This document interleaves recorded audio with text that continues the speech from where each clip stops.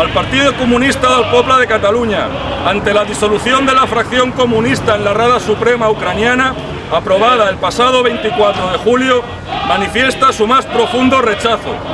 Esta decisión es un paso encaminado hacia la ilegalización del Partido Comunista de Ucrania, que va acompañado de constantes vejaciones, insultos, agresiones y ataques contra militantes, simpatizantes y oficinas del Partido Comunista de Ucrania. El actual gobierno de Kiev quiere imponer su agenda privatizadora, antiobrera y antipopular, sin oposición, y para ello busca la ilegalización del PCU, proceso que se inició hace varias semanas ante los tribunales ucranianos.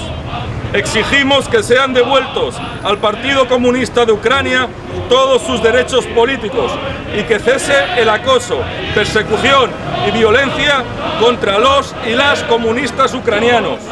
¡Solidaridad! ¡Comunistas ucranianos! ¡Solidaridad!